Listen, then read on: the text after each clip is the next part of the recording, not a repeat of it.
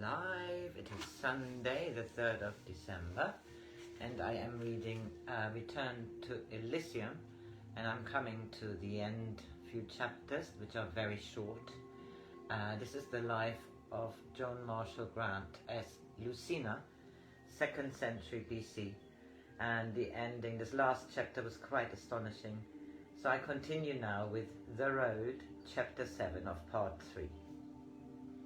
Euripides leant back against the tree, made sure we were giving him our complete attention, and began. So far as I could discover, the last thing Lucina clearly remembers is returning to her room in the villa and being aware that her feet were too cold and her forehead too hot. I nodded, and he went on. The next morning it was distressingly clear both to Nigellus and myself that she had something much more serious than an ordinary fever. I will spare you the details, but it was obvious that no one could long survive so grievous a flux of the bowels, which caused the body to shrink with lack of moisture. Our sole comfort was that she appeared to be totally unaware of our efforts on her behalf, nor was she perturbed by the supplications of her husband. He paused to look at me, not without a certain severity. You misjudged the degree of Nigellus' affection. He was distraught and entirely forgot the frequent occasions on which you had proved yourself excessively tiresome. However, I ran ahead of my narrative. On the evening of the second day you died, or rather, you decided not to return to the body, which was rapidly proving itself a most distasteful tenement. But did you hover around us with thoughts of reassurance? Did you attend the funeral rites carried out with extreme care? Did you even bother to listen to the magnificent prose which I created for your adulation? No, my dear Lucina, you walked out of the house and amused yourself in the grove, more concerned with a cyclamen which you had imagined several years earlier than with the distress of your devoted admirers. Is it not my intention to bring up an old grievance? Indeed, I should be grateful that my entirely unjustified presumption that you would attend your funeral inspired me to a degree of eloquence which I had never before attained. You were stupid to miss so well chosen a tribute, a certain lack of dramatic sense, which, on your behalf, I most sincerely regret. I thought I ought to feel strongly about this, but could only produce the vague regret which I might have felt on hearing that a party I had considered too boring to attend had proved amusing. Was it a lovely funeral? I said. Lovely is hardly the correct description. Nigellus was most difficult. Under a mask of unperturbability, the Romans are excessively excitable, utterly sentimental in their sentiments. He was anguished that he might perform some rite which would not be entirely in accordance with your wishes. Did you wish to be burned? Did you really mean it when you said you would like to be burned in the grove? Should your ashes be carried to Greece and there laid in a tomb where your history should be inscribed on tablets of finest marble? Fortunately, the weather was unduly warm for the time of year, so in the absence of an embalmment, a decision had to be reached. It was a good body, I said. I don't blame you for taking trouble with it. After all, so did I. We might have been discussing the disposal of an old tunic, something I had worn with affection and which could be thrown away, without at least a trivial sigh. Not such a good body after Nigellus had failed to make up his mind for rather too long. I thought you would be annoyed by a Roman sarcophagus, so I persuaded him to burn you. With the finest wool, of course, and perfumed oils, which must have cost a fortune. He wanted to keep your ashes in a gold vase. I must admit, it was a charming shape. Even Epicurus would have approved it. But I thought it more poetic that we scatter your remains in the grove.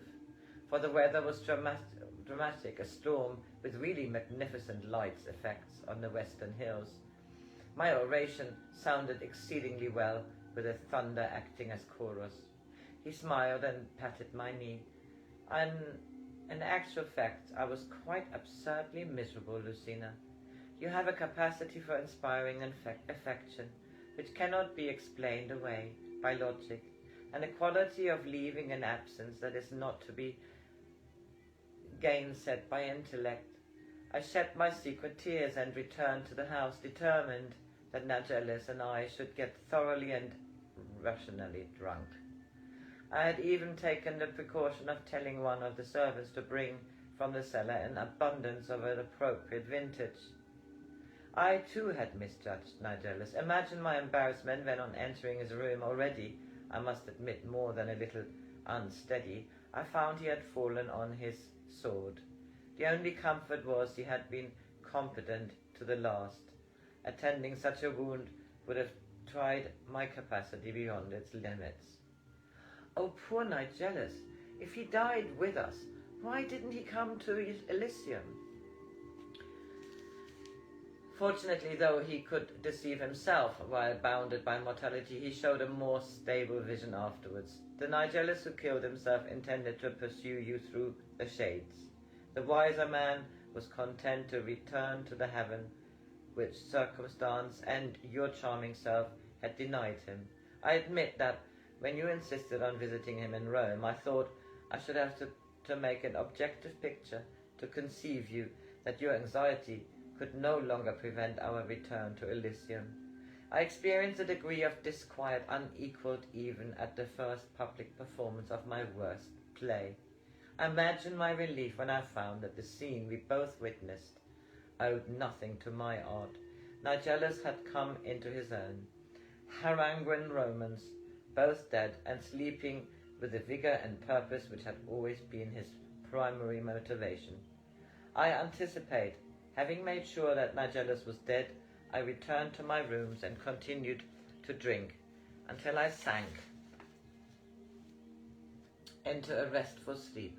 I was awakened by the wailing of the servants who had discovered their master at the appalling early hour that such creatures habitually commence their tasks. There is much to be said for the methodical habit of Romans. He had left papers giving me sole power over his property, and making complete provision for Marcus. What happened to Marius? Wasn't he real? When I saw him with Flavia, he looked so happy. Surely you didn't invent that just to pacify me? Do not distress yourself. He was perfectly content with Flavia, as I knew he would be there before I sent him to her. Nigellus was more fond of his daughter than we realized, and had kept himself informed of all that had happened to her since he ceased to exercise his authority. He knew she was independent financially, for that he had arranged before he ran away with you. He knew she had established her own household. He knew she had decided not to marry, but would make an excellent mother. He had left a document which assured that she would adopt Marius. It established that he was her half-brother, and that in the event of the child's mother dying before he was an adult, he was to be put in her care. It was not necessary for him to add that he dare not send the child to Rome until after Julius' death. Flavia was not ignorant of her mother's nature. Tell me more about Marius. Immediately it was established that you were suffering from a disease which might be infectious. Nigellus sent the boy with Sempronio to the farm. You will be glad to know that I forbade his attendance at the ceremonies which disposed of your corpse. I, in spite of feeling far from well and importuning Dionysus for aid without avail, wrote a suitable ode for my host, divided his property, save that portion due to Marius, among his dependents, and then considered that I owed no duty to anyone except myself. At that time I had little real confidence that we continued to exist beyond the span of our earthly existence. But I had written a quantity of excellent plays which ended with the withdrawal of the principal characters to some undefined place, Olympus, the Shades, the West. The names are manifold and equally vague. Lucina was the only person I had met who really believed that such a state existed. I thought that if death was in fact oblivion, I should never become aware of my disappointment, but that if her vehemence was not unfounded, I should journey in good company. Is there any dramatist who doesn't want to see the end of his play? What happens to his characters when the auditorium is empty? I decided that at least I could die in the great tradition. I remained ignorant that I lacked skill as an apothecary. Hemlock I could recognize. Do you recall, Lucina, that you pointed out that ineffective plant to me?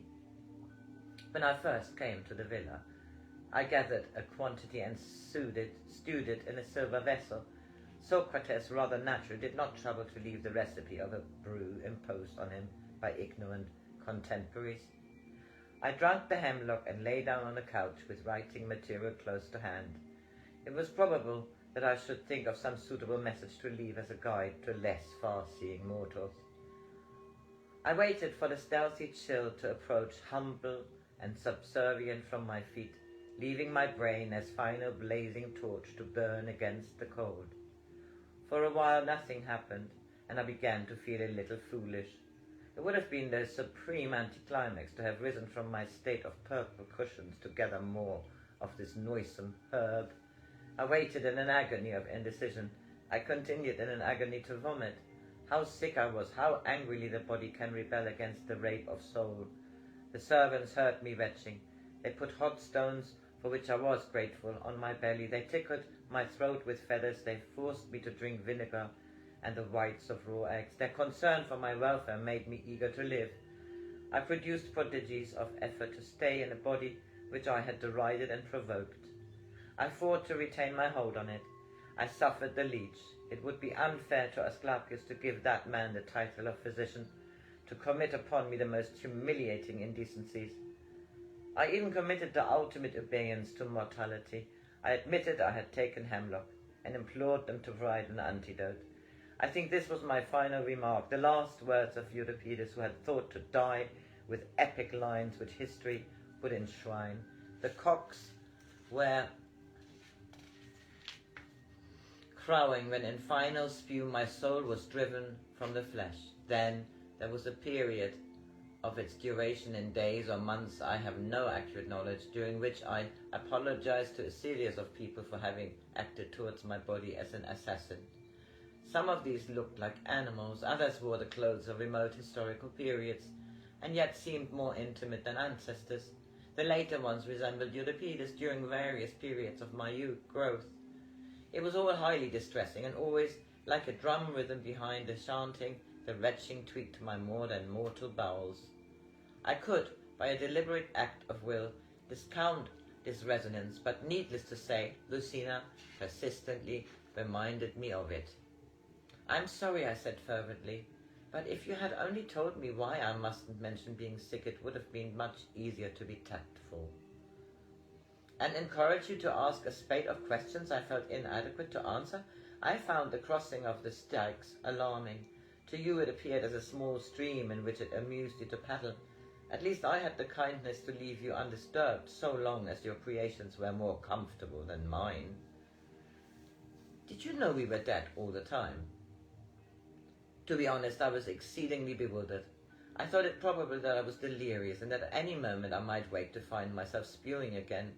I was further puzzled when I wished for pomegranates, and instead of their appearing spontaneously, as I had considered suitable to a dream environment, or our remaining unsatisfied, as we should have done on earth, we found them in what seemed to be an abundant orchard. Was it too apt a coincidence, or just Lucina being lucky again? If it were I, that proves it is sensible to be optimistic. Did I invent the people who let us sleep in their barns? No, they were real, asleep, of course. That's why he talked of the garrison as though he were going to be there tomorrow. Their tomorrow, not ours. At the time I found it very confusing. Claudia was dead. Playing the hostess was her heaven. She didn't believe in herself enough to entertain patricians, so she welcomed beggars and gave them new clothes. Rather pitiful to be a snob even when you're dead. The beggars were real enough, though. Only too glad to have a meal and a rest, if only in a dream. Cordelia and her husband were dead too. They must have made the outside of the sausage shop when they heard we were coming, so that we shouldn't feel embarrassed at not knowing the new language properly. I asked her to help me in letting you see Marius. That's why she spent one of her friends with us, a little bit. I found it difficult to realize that Mario was no longer a little boy. He must be grown up, I said. Over 40, said Euripides brusquely, a general with a considerable following among the more belligerent centurions. He has a wife whom he bullies and 5 children. I looked down and was reassured that my breasts were still young and my belly flat. I have worn well for a grandmother. I began to laugh. How surprised my grandchildren would be if they could see me now. It is odd to be asking whether people we know are dead or only sleeping, as though it were no more important than if they had been to a chariot races this summer. Was Portius dead? No, but he is a remarkable person. It doesn't seem to matter what his body is doing or whether he happens to have one at the moment.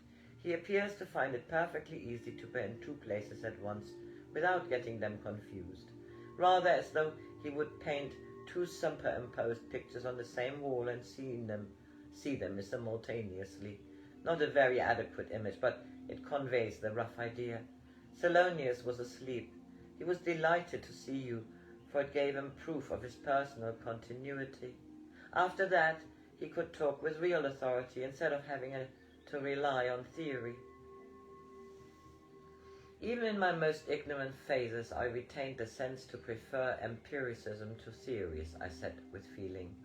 Until you had to put it into practice, retorted Euripides.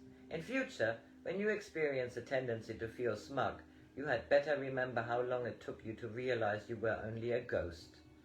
Am I a ghost? How very curious. Suddenly Epicurus was serious. Euripides was serious. Not nearly such a determined ghost as Narcissus. He has turned himself into 3 people instead of only 1, like us. The strongest is the woman. We can't leave her here, so you had better try to do something about it. When we try to reason with her, she only tells us that she can't be bothered to talk to madmen with no manners. So, next chapter is the ghosts.